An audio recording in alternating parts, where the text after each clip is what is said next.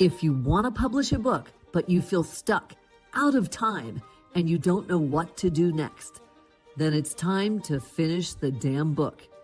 Here's your host, Susie Schaefer.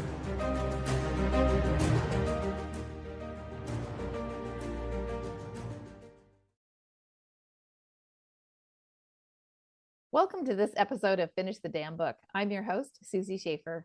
My guest today is Susan Crossman, an international award-winning author, coach, and editor who helps mission-focused coaches, consultants, and innovators write compelling nonfiction books that make a difference in their business and the world. She believes a well-written book can be a powerful force for good in our world and takes delight in assisting her clients to greater authority. I love the play on words. Welcome, Susan.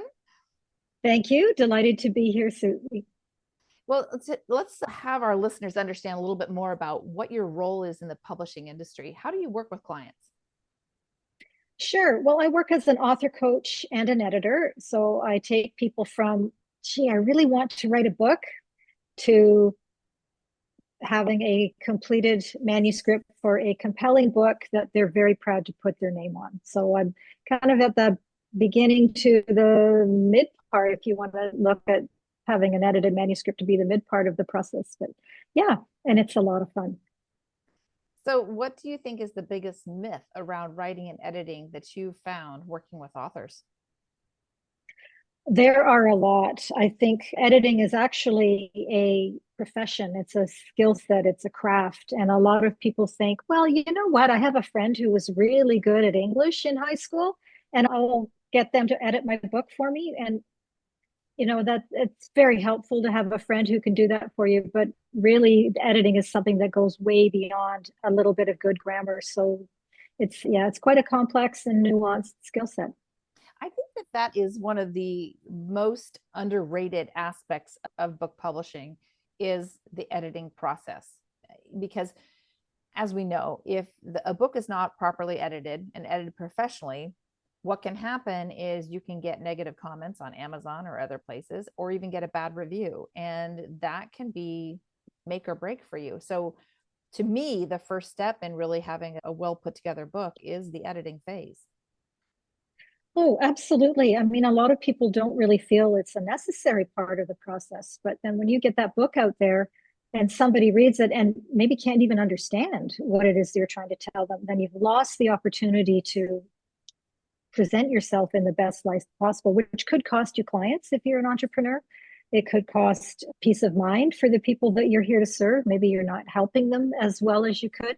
And it can be very embarrassing for people at times too. So it's really fun for me to be able to just take those manuscripts and tune them up so they're really polished and effective.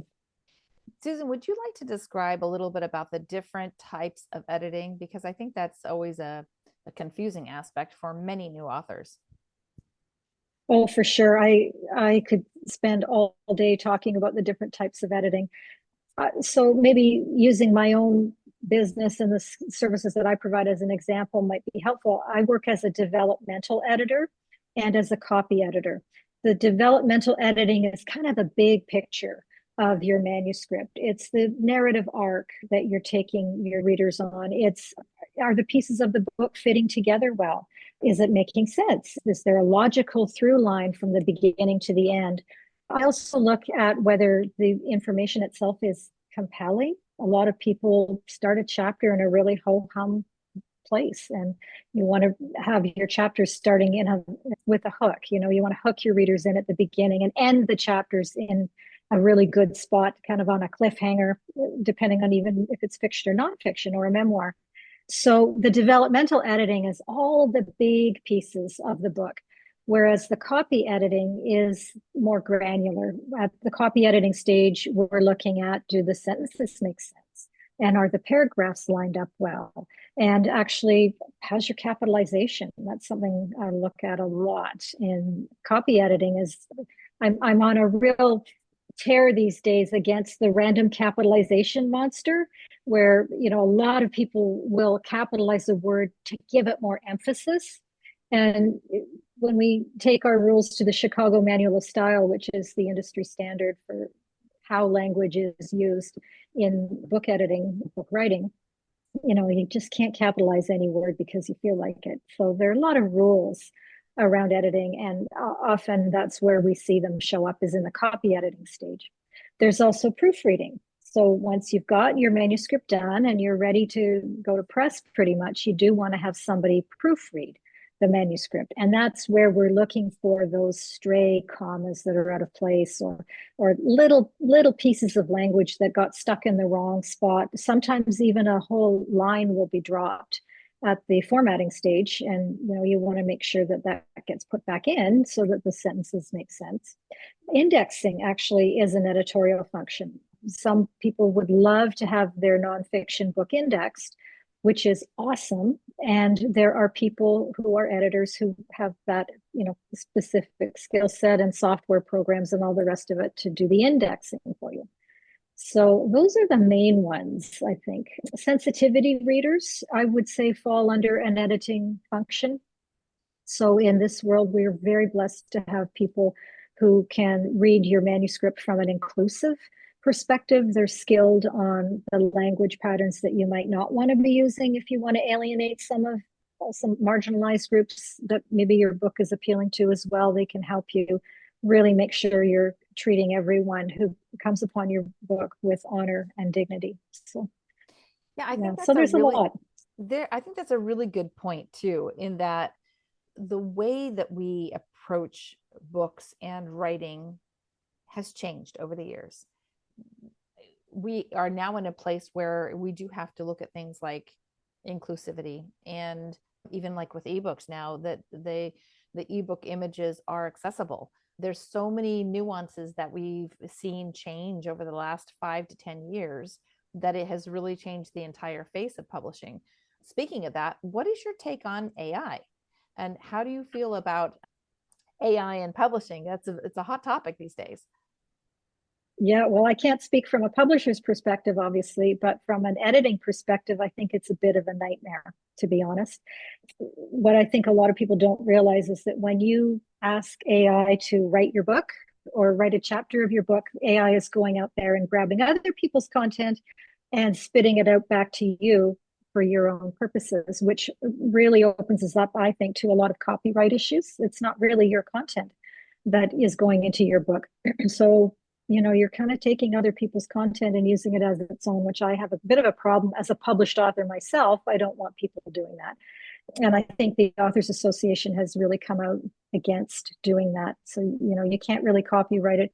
But beyond that, as an editor, I have edited manuscripts where the author has used AI extensively, and it's a nightmare to edit because what I've discovered is AI gives us beautifully sounding sentences. They look nice. The grammar is really pretty good, but the syntax is awful. Often it'll jam two competing ideas together in one sentence. And as an editor, then I have to tease the meaning out of it to make sense of those sentences so they actually are logical and really mean what the author wants to say. So that ends up costing my client more money because they used AI, because there are vast parts of their book that don't make much sense. So, and I love AI. I use AI. I've got lots of applications for it in my business, but I would never edit with an AI platform. I think there's one called edit.ai now. I won't use that for my clients' manuscripts, and I definitely won't use it to write things that I want to have my copyright on. So I agree. I think that the need for technology is very great right now for us to be able to have technology to use as a tool. But at the same time, there's an overreach when it comes to AI and editing.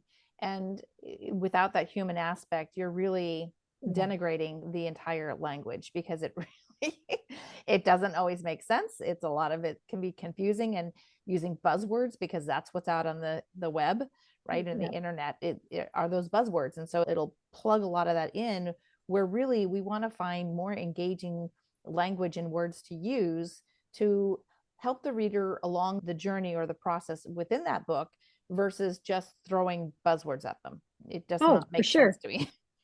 Well, and the other thing is, the universe crafted you as the author as the perfect vehicle through which your material is meant to flow. So you're perfect the way you are. Your stories, your experiences, all of those things are resident within you, not within AI.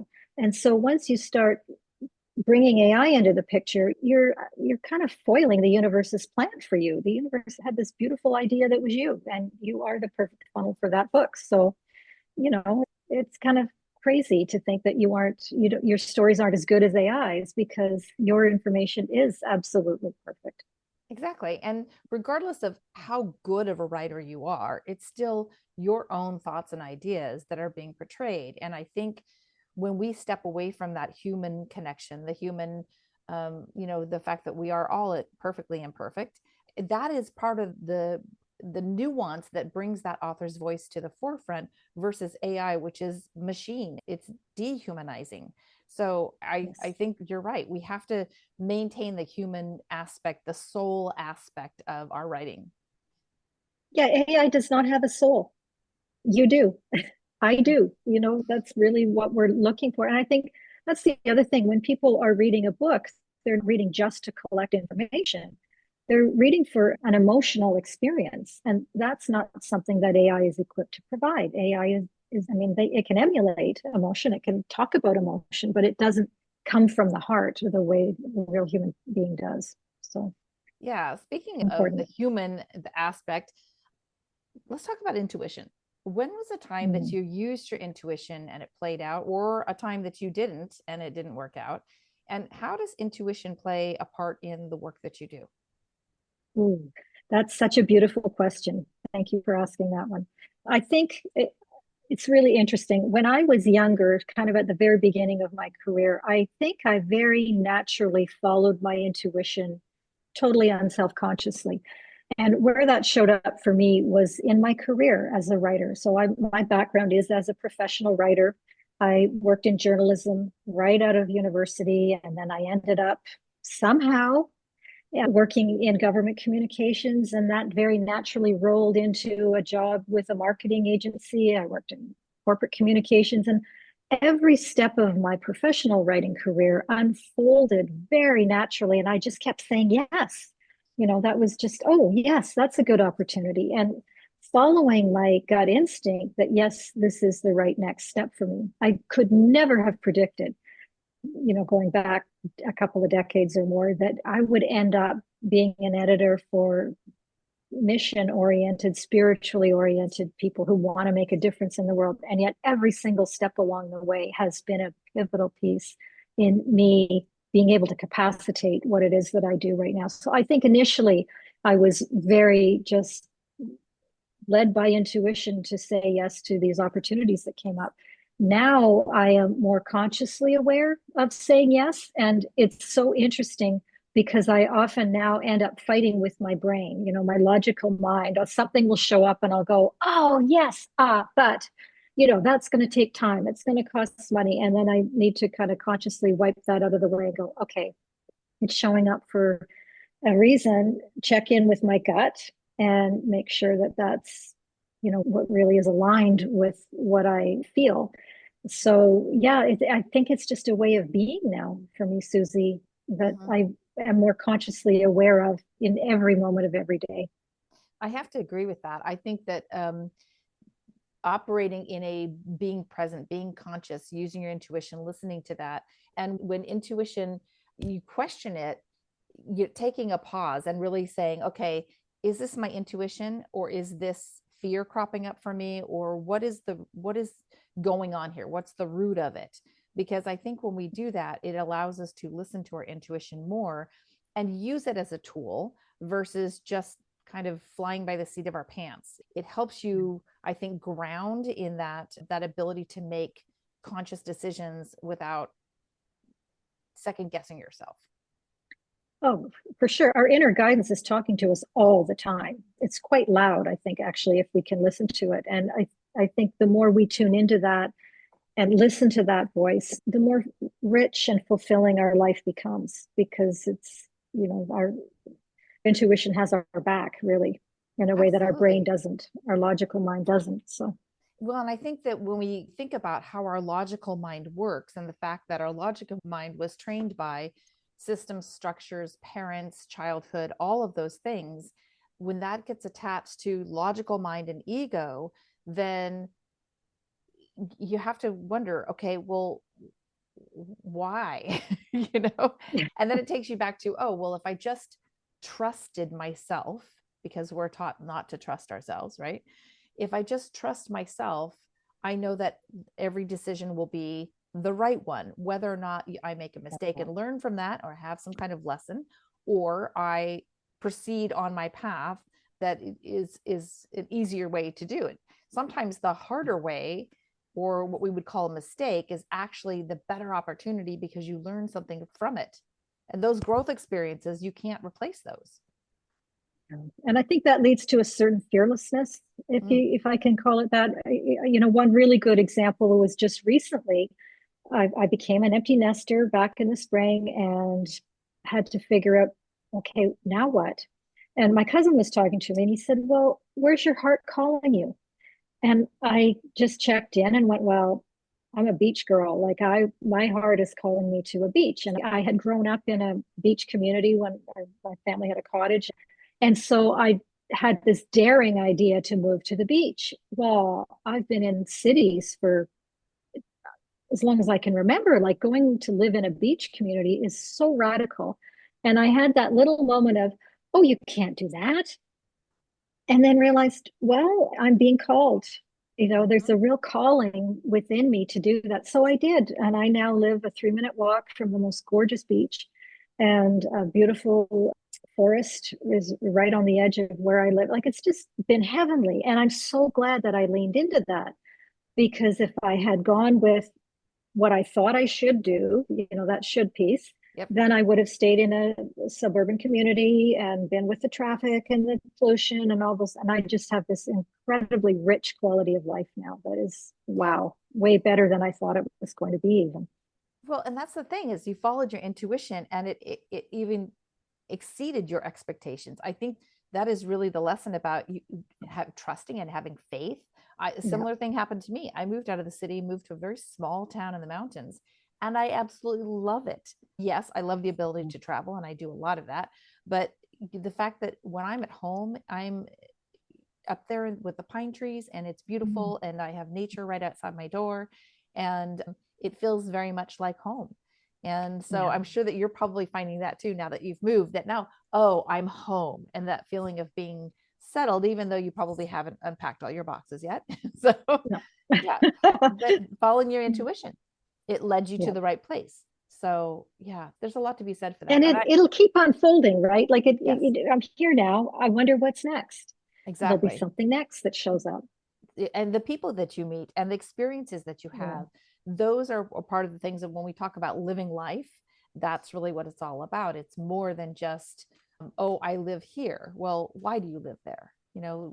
I think sometimes we get placed in certain places, and then we find ourselves not being happy, and our happiness is the direct result of our success and ability to be, to serve others in the business that we're in. And so it's all connected, in my opinion. Yeah, and it shows up in book writing as well, because if somebody has that wild longing to write a book, and they allow the normal around them to dictate, oh, well, no, you're not the kind of person who writes a book, or we don't write books in our family, or why would you want, that chatter that starts going up to argue with us and argue us out of writing a book. It's really the people who have the courage to follow that intuitive calling, that yearning, that little voice inside that says, yes, write a book. When you have the courage to do that, to follow through on that, you end up with choices that you didn't have before. You end up with experiences you didn't think you were going to end up with. That all kinds of crazy doors open that lead you into opportunities that you didn't see coming, and that wouldn't have shown up if you hadn't written the book. So it's pretty magical the way this all fits together. I agree. And I would even encourage people, even if you don't plan to publish your book, just write your book, and then use a wonderful editor like yourself to edit the book, and then you can decide what to do. Just because you've written the book doesn't mean that you necessarily have to share it with the world if you don't want to. Maybe it's something that you want to just put together and have as a legacy book for your family. Maybe it's something that you just want to write because you were called to write it, but you don't have any intention of doing anything with it, and that's okay. Like, I think that people think that it's like an all or nothing situation, and it really isn't. Yeah. Yeah, absolutely. Well, as you Yeah. know, I love to pull cards. Shall we pull some cards Yes. for our listeners? Oh, yes, See what ma'am. comes up. Yes, please. Okay. Yes, Do you let's have a do it. question that you'd like to ask? Oh, I hadn't thought of a question. No, not really. Let's just see what's showing up for us. Okay. I love it. I love it. I've been shuffling the cards quietly I saw you. as we talk because it always helps. Okay. So the first card out is a 26 card. So 2 + 6 = 8. 8 is the number of communication. It is, the card is happy, happy. And I love this card. It's it's an Beautiful. image of a woman dancing on top of an egg. Now, notice that she's wearing a blue dress. Blue dress is throat chakra. So that's about communication, is also, you sharing your story. And 8 is also the affinity symbol if it's placed on its side. There's also balloons. So to our listeners, what I'm getting is, by your next birthday, really think about sharing your story. Just at least, even just with their family, or just writing the story, because that will lead you to having a sense of fulfillment and happiness. And also, she's dancing on top of an egg. So, and there's a little keyhole in the egg. The egg represents creativity, fertility, new ideas. And there's a little bird it's a little blue bird that is right next to her. And so that intuition, that inspiration, the little bird that told you to write your book, will help you unlock this egg, this creativity. So this is a beautiful card for people to really say, hey, yeah, I'm going to give myself permission to go ahead and write my story. Now, the next card out is a 9. This card has been coming up a lot lately. 9 is the end of a cycle. So it means that you're ready to put something in the past and move forward. As we're recording this, we actually are on the new moon right now. So the new moons are about calling in what you want, creating your desires, manifesting, and putting other things in the past. So this 9 card is Treasure Island. And this card is all about moving forward. The picture is of a turtle with a treasure chest on its back filled with gold and hearts. And so the turtle doesn't go fast. The turtle takes methodical strokes and continues on its path. And knowing that the treasure is not out there somewhere, it's within. The treasure is within you. It is within your story, your uniqueness. The water is also very deep, and water represents emotion. So by you sharing your story and writing it and working with someone to edit it, it's actually going to be very emotional for you, but you'll see that the water is not churned up. It's actually very calm water, but the turtle knows to just keep taking one stroke after another, write a little bit every day. The story, the treasure is within you. Again, it's another blue card. So really that throat chakra, sharing your story, communication, it'll help you get where you need to go. And you can even start by journaling. Journaling is a great way to start your book. And then our final card is a 43 card. So 43 reduces to a 7. This card is Deep Knowing. I love this card. So I was just talking about the moon. And of course, too, we are coming up to the winter solstice. That is actually going to be a full moon. And so full moons are great for letting go of what no longer serves you. What stories do you want to let go of? What stories do you want to change about your past and your life? The picture is of an owl, and an owl represents your higher self, your wisdom. And so this card, Deep Knowing, says you probably know within you that you should write your story. It doesn't necessarily mean that you have to share it with the world, but at least get started and do a little bit of work every day. So those are our cards today. Oh, those are beautiful, Susie. That's a lovely, lovely Thank reading. you. I love getting cards like that too. When I see the happy, happy card, I'm like, yes. Well, the colors are amazing. It's gorgeous deck too, by Yes, the thank way. you. This is the Wisdom of the Oracle deck. This is a deck that was one of my first decks, actually, and I've been using it for years. It's very connected to me. And of course, when I do readings for other people, they also get a copy of the guidebook, in a PDF format, that they can actually do a deeper dive on these cards, because when I do readings, I don't read from the guidebook. I read whatever messages come into me from my guides and then my higher self. And so then, yeah, it allows people to kind of do a deeper dive on the cards and what the meanings are from the illustrator and the author. I love that. And I know any client that I've referred to you has raved about your readings. And Ah, she pulled a card for me. It was like, it's the most exciting thing. thanks, So I Susan. know people I really don't think I've appreciate done a it. reading for you. We should do that sometime. Oh, I would love that. If you Okay, would well, be I'll happy send to you a do link that. and you can Yeah. get that scheduled Ooh, because absolutely we should sure. do that. Especially now that you're in a new home. You never know. New Sometimes, beginning. yeah, exactly. And sometimes what happens is when we move, I noticed that when during my move too, when we move, we are shifting energy. And so what happens is you may have had a reading in the past, but you're going to have different things that come up now that you've moved because you've shifted the energy. So sometimes it's amazing because what you expect doesn't always happen. So yeah, I will send you a link. We'll do a reading for you for sure. Oh, that'd Yes, be so fun. Thank you. you're I'd love welcome. that. So Susan, how can people find you and work with you? Probably the best bet is to check out my website, which is theawakeningauthor.com. I have all my services at that website. There are lots of schedule a call buttons scattered throughout. That probably gives people a pretty good idea of what it is that we do. We also run a lot of events, my team and I, and have lots of things, free things for people to come and be part of a community. We love community, and most of the clients that I work with love a community too. So this business of writing a book can be actually a pretty lonely experience if you're doing it on your own. And quite often, just having a little community support around you really is encouraging.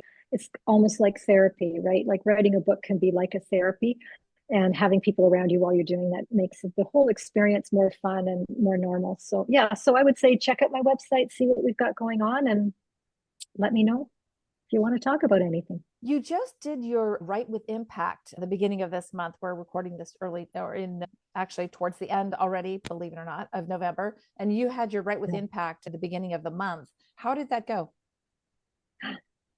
It was magical. It was just wonderful. We had a very, very wonderful collection of people who are working on a book come for 3 whole days. And the first day I taught about writing, mostly that was kind of the focus, is how do you improve your writing? A lot of people feel pretty insecure about their writing. Some of us are really great writers and know it, and some of us would love to be. And, as an editor, I work with everything on either end and in between. And so, but what I really wanted to share with people was a few more strategies around how do you become a better writer. And the second day was all about how do you write a better book. So you get your writing in place. Well, what goes into a compelling book? Because that's a bit of a mystery for people who haven't trained in book writing. So we looked at that for day 2. And then day 3 was all about how do you write a better authoring career? Right. What goes into creating a career as an author? What are the options? How do you promote your book? Lots of things like that. So it was really fun. And I was glad to hear some nice words people had to say about the experience. It's a safe place. I create safe places because I know when I was working on my first book, I was alone. I didn't know how to write a book. I felt really lost. I didn't know how to get published. I didn't know Susie Schaefer at that point and finish the book publishing. And so I really endeavor to help people, to really support people through that process. So yeah, so the event was fun. We're going to do it again. Well, good. Stay I tuned. definitely will support the next one. Yeah. And maybe one of these times I can actually participate in it. I would love to do that myself. I just need to Yes. clear my schedule is what I need to do. So 3 and days is a long, yeah. and I have to say thank you for all the people you send me. You send me some really amazing clients and people that definitely I resonate with, and I love working with them. It's a lot of fun for me. Yeah. Good. Well, very happy to have you in my garden of resources for people, Well, Susie. thank you. Now, so what final words of wisdom can you provide for our listeners? Well, probably trust your gut. We've talked about trusting your instinct, and I think that's probably the best advice I could ever give anybody is know that you have all your own answers, that you just need to tune in and trust yourself. And in the context of writing your book, just know that you'll figure it out. And if you need some help, get some help, wherever that might be along your journey. But, you've got your own answers. And I think a lot of voices in our world try to convince people that they don't have their own answers. And, sure, we do need advice and we do need support. And it's smart to reach out when you get stuck. But other than that, just know that you can trust yourself. Yeah, that's great advice. Thank you, Susan. And thank you for being here Thank you. today. Oh, so happy to be here, Susie. This is really a wonderful opportunity. I really appreciate it. And if you found this interesting, I encourage you to join me for the next episode and be sure to subscribe. Every week, one lucky listener who subscribes and posts a review on Apple Podcasts or iTunes will be entered into a drawing for the grand prize, a private VIP day with me valued at $25,000. So be sure to subscribe and post a review. Until then, keep on writing so you can finish the damn book. We'll see you next time. So that's it for today's episode of Finish the Damn Book. Head on over to wherever you listen to podcasts and subscribe to the show. One lucky listener every single week that posts a review on Apple Podcasts or iTunes will win a chance in the grand prize drawing to win a $25,000 value private VIP day with Susie Schaefer herself. Head on over to finishthedamnbookpodcast.com and pick up a free copy of Susie's gift. And join us on the next episode.